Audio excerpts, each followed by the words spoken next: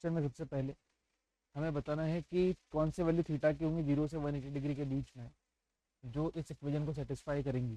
तो cos 6 theta plus cos 4 theta में अगर मैं यहाँ cos 3 प्लस cos d लगा दूँ,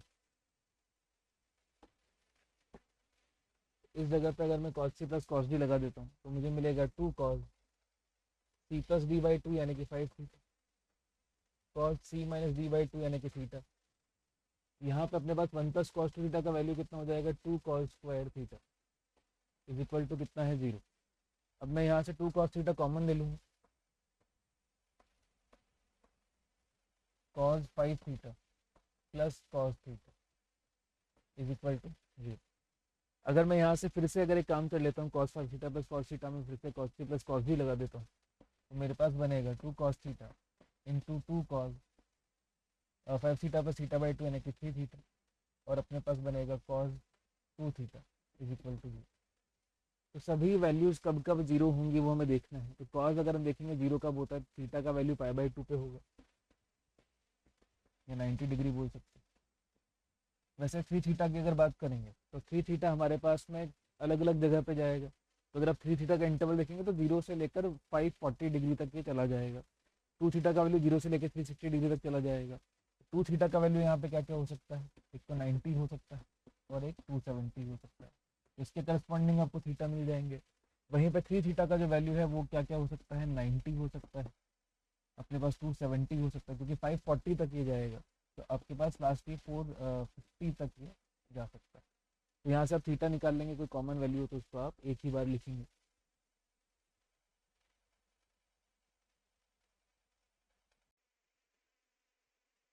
अब इस क्वेश्चन में सबसे पहले हमें y की रेंज बतानी है जिसके लिए इस इक्वेशन की रियल सोल्यूशन मिले। तो हमें यहाँ पे करना पड़ेगा y का वैल्यू होगा sin x minus cos x, और अगर हमें इसका सोल्यूशन चाहिए तो इसकी रेंज में y को होना पड़ेगा। अब इसकी रेंज बड़ी सिंपल है, तो y का जो रेंज होना चाहिए वो -√2 से लेकर +√2 के बीच में होना चाहिए इसके सोल्यूशन के लिए।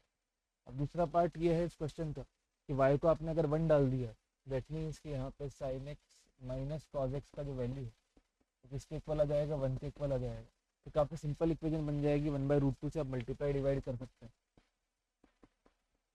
हर तरफ 1/√2 हमने कर दिया, इक्वेशन की दोनों तरफ मल्टीप्लाई कर दिया। तो यहाँ फॉर्मूला बन जाएगा sin x माइनस π/4 का, और वो वैल्यू आ जाएगी 1/√2 के इक्वल। अभी कब कब 0 से 2 पाई के बीच में 1/√2 होता है, एक तो π/4 और एक होता है हमारे पास 3π/4। ये किसके इक्वल जाएगा, x माइनस π/4 के, और x के वैल्यूज आपको मिल जाएंगे।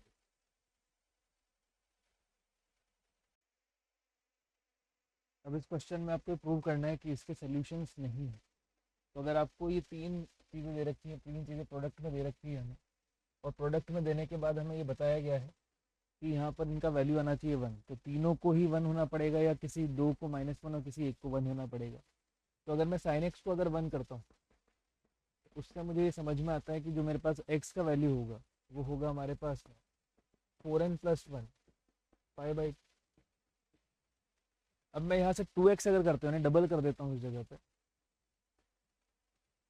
2x का वैल्यू हमें मिलेगा 4n + 1 इंटू पाई, है ना।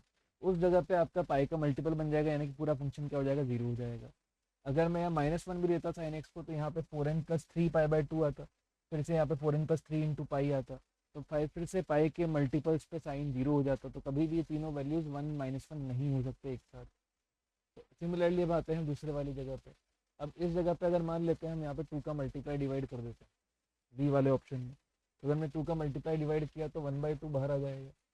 2 का मल्टीप्लाई डिवाइड करने पे 2 sin x cos 4x बनता है, यहाँ 2 sin a cos b लगा दिया तो sin a + b minus sin a - b बनेगा, sin 3x आ गया। मल्टीप्लाई में कितना है, sin पाई इफेक्ट है, और ये किसके बराबर देना है, -1/2 के बराबर, तो कैंसिल हो जाएगा। अब यहाँ से फिर से आ रहा है -1, तो आपको किसी एक को 1 होना पड़ेगा, किसी एक को -1 कराना पड़ेगा। तो मान लेते हैं तो एक बार थोड़ी देर के लिए कि sin 5x को अगर हम 1 करवाते हैं तो हमारे पास 5x का जो वैल्यू रहेगा फिर से क्या आ जाएगा, 4n + 1 π/2 आ जाएगा जनरल सेंस में। अब अगर x का वैल्यू यहाँ से निकालेंगे तो आता है 4n + 1 π/10, और अगर मैं इसका ट्रिपल करता हूँ तो मुझे मिलता है 4n + 1 π/6, जिसका कोई गारंटी नहीं है। अब बात ये देखो आप कि अगर ये 1 होगा तो ये -1 होना चाहिए, तो ये अगर 1 बन जाता है तो इसको कितना बनना पड़ेगा, -2 बनना पड़ेगा, जो कि पॉसिबल है नहीं। अगर मैं इसको -1 बनाता हूँ तो इसको 1 बनना पड़ेगा। तो अगर ये -1 होगा और इसको 1 बनाना है हमें, तो इसको फिर अपने पास में फिर से -2 होना पड़ेगा, जो भी पॉसिबल नहीं है। तो इस वजह से यहाँ पर ये जो इक्वेशन है उसका सोल्यूशन पॉसिबल नहीं होगा। अब नेक्स्ट क्वेश्चन में क्या है, देखो आप ये दे रखा है कि set of values of x satisfying the equality tan x into tan 3x का वैल्यू लेस देन -1 होना चाहिए।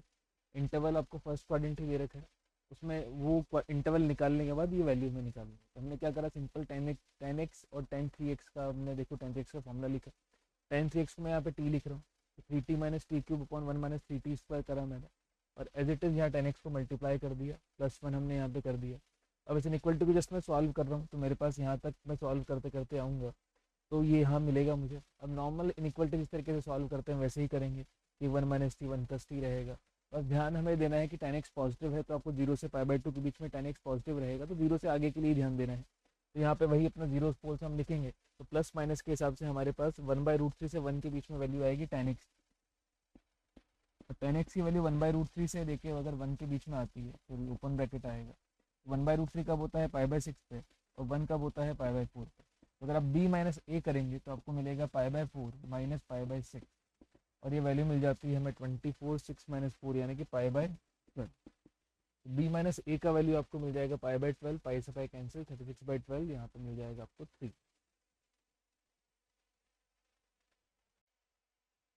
इसके सॉल्यूशंस फाइंड करने के लिए सबसे पहली बात हम cos स्क्वायर एक्स को चेंज कर देते हैं साइन में, 1 माइनस साइन स्क्वायर एक्स, पूरी इक्वेशन साइन में कन्वर्ट हो जाएगी,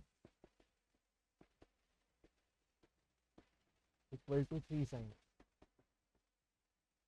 अब यहाँ पे अगर हम देखेंगे साइन एक्स को चाहे तो हम कॉमन ले जा सकते हैं यहीं पे ही, तो साइन एक्स गया common, 4 minus 4 sine square x minus 2 sine x minus 3 is equal to 0। Sine x यहाँ पे बना रहेगा, टोटल यहाँ पे कितना आ जाएगा, -4 sine square x -2 sine x +1 is equal to 0। तो अपने पास एक क्वाड्रेटिक बनेगी, एक साइन एक्स होगा, तो या तो साइन एक्स इक्वल टू 0 होगा, या फिर हम इस क्वाड्रेटिक के रूट निकाल लेते हैं सिंपल। तो यहाँ पे अपने पास क्या बनेगा, इसके रूट्स में अगर आप देखेंगे तो साइन एक्स के रूट आपके सम ऑफ रूट आ रहे हैं यहाँ पे +12, और प्रोडक्ट ऑफ रूट आ रहे हैं माइनस का 1/4, और इधर से आ रहा है अपने पास प्लस का हाफ। चेक कर निकाल लेते हैं, साइन एक्स का वैल्यू कितना आ जाएगा अपने पास, 2 +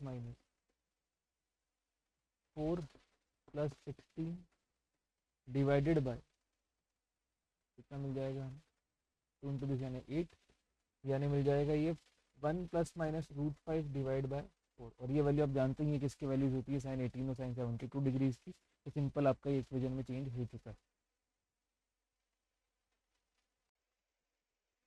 इस क्वेश्चन में देखिए क्या करेंगे, सबसे पहले हम cos c + cos d लगा लेते हैं, क्या बनेगा 2 cos c + d/2 cos c - d/2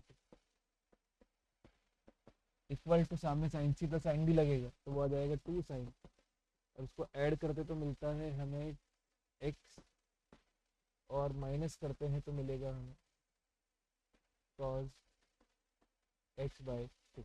अब cos x/2 2 cos x/2 common ले सकते हैं, तो अंदर बचेगा cos 5x/2 minus sine x is equal to 0। अब या तो आप cos x/2 को 0 कर दो, या फिर आप cos 5x/2 को sin x के इक्वल कर दो, ठीक है। अब cos x/2 0 आ रहा है, इसका मतलब आप जानते ही हैं कि x/2 हमें वैसे भी क्या बताना है, 0 से 2π के बीच में वैल्यूज बतानी है। तो x/2 जो होगा उसका इंटरवल तो आपका और कम हो जाएगा, तो यहाँ पर आप 0 से π के बीच में ही आएगा। तो अगर आप यहाँ पे x का वैल्यू पाई रखते हैं तभी आपका cos का वैल्यू 0 हो सकता है, इसके लिए बात करेंगे तो। और यहाँ पे आप क्या कर सकते हैं, सिंपल काम कर दें, cos 5x/2 लिखें, यहाँ लिख दें sin cos π/2 - x,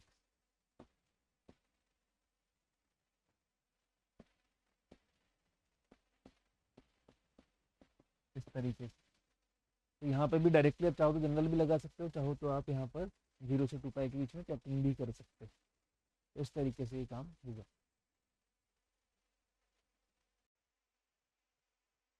अब अगले क्वेश्चन में देखिए, सबसे पहले आप अगर जनरल सोल्यूशन चाहते हैं इस इक्वेशन का, तो यहाँ पे आपको 2 करना पड़ेगा sign x minus cos 2x, तो उसको मैं चेंज कर रहा हूँ साइन एक्स के टर्म में कर लेते हैं। तो 1 माइनस, तो माइनस माइनस प्लस हो जाएगा 2 साइन स्क्वायर एक्स, यहाँ साइन प्लस को ले देता हूँ 2 साइन एक्स कॉस एक्स पर मल्टीप्लाई भी कर देता हूँ। इस तरह के टर्म्स आपके पास बनेंगे 4 sine square x cos x और प्लस 2 कॉस एक्स। तो पिछले क्वेश्चन जैसा ही बनेगा ये। तो आप यहाँ से 2 कॉस एक्स कॉमन लेके जा सकते हो,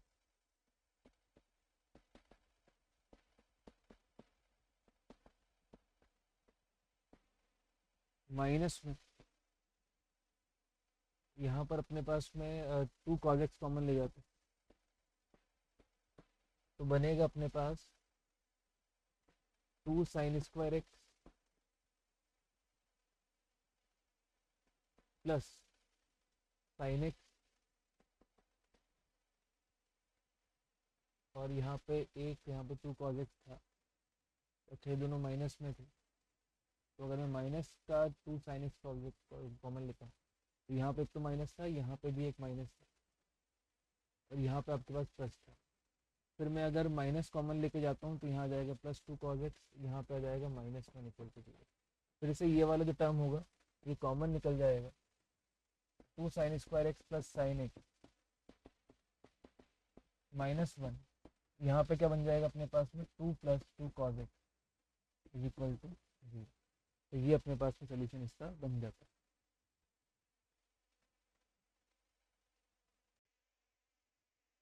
अब इस क्वेश्चन में क्या करेंगे, देखो सबसे पहले कि अपने पास में 2 cos x plus cos 2x था, sin 2x into 1 2 cos x, तो मैंने यहाँ पे 2 sin x cos x लिख के इसको अंदर मल्टीप्लाई कर दिया है। तो उसके बाद ये अपने पास बनेगा 2 sin x को इधर लेके आ गए, आगे वाला एज इट इज रखा अभी मैंने। अब यहाँ से मैं 2 sin x को कॉमन ले जा रहा हूँ, है ना, 2 sin x को मैंने यहाँ से कॉमन निकाल लिया, तो ये 2 sin x कॉमन आया, अंदर एक क्वाड्रेटिक बचेगी। सिमिलरली हमने यहाँ cos x को ओपन कर दिया, और उसको ओपन करने के बाद हाफ एंगल फॉर्मूला लगाने के बाद ये क्वाड्रेटिक हमें सेम मिली, इसको हम कॉमन ले लेंगे। कॉमन लेने के बाद ये बनता है हमारे पास में, तो या तो ये 0 होगा या फिर ये 0 होगा। अब इसके रूट्स हमने निकाल लिए, cos x इक्वल टू -1 और हाफ, और वहीं पर इसका रूट क्या मिलेगा sin x इक्वल टू -1। तो इसके हम सोल्यूशन देख लेंगे -पाई से पाई के बीच में। अब इस क्वेश्चन में सबसे पहले हम ये cos x वगैरह सबने दिया है हमें, तो पहले तो इसको ले लेते हैं 1 + 2 अपॉन साइन एक्स, यहाँ से आ जाता है अपने पास -1 plus ten square x/2 upon. अब जैसे मैं यहाँ 10x/2 देखता हूँ तो सिंपल सी बात आती है कि मैं sin x को भी 10x/2 के टर्म्स में लिख सकता हूँ। तो यहाँ मुझे मिलेगा 1 + 2 10x/2, और अपॉन में वाला ऊपर आके क्या बन जाएगा 1 + टेन स्क्वायर x/2। तो ये भी आपका कैंसिल हो जाएगा अगर आप सिंपल यहाँ से देखें।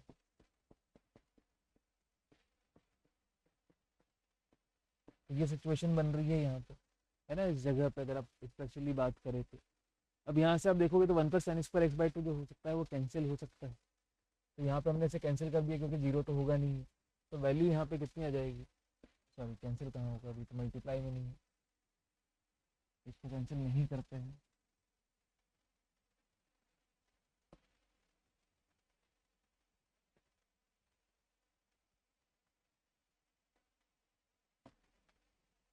वन + टेन स्क्वायर x/2 और 1 + टेन स्क्वायर x/2। तो अगर नहीं भी होगा तो भी कोई बात नहीं, यहाँ 10x/2 को अगर हम t मान ले तो यहाँ बनता है t + 1 + t स्क्वायर अपॉन में t इज इक्वल टू, यहाँ बनता है हमारे पास -1 + t स्क्वायर डिवाइड में। अगर मैं क्रॉस मल्टीप्लाई कर दूँ इस जगह पे तो मुझे मिलता है 2t + 2 + 2t स्क्वायर, यहाँ मुझे मिलता है -t। इधर लेके जाएंगे तो पूरी अच्छे से क्यूबिक हमारे पास बन जाएगी, इसको हम सॉल्व करके इसके रूट्स निकाल सकते हैं। ये चीज़ हमें देखनी है यहाँ पे, है ना। दूसरी बात यहाँ पे एक चीज़ और देखिए कि 10x/2 है हमारे पास, तो जहाँ पे डिफाइन नहीं होता उसकी जगह पे हमें उन सोल्यूशंस को हटाना भी पड़ेगा।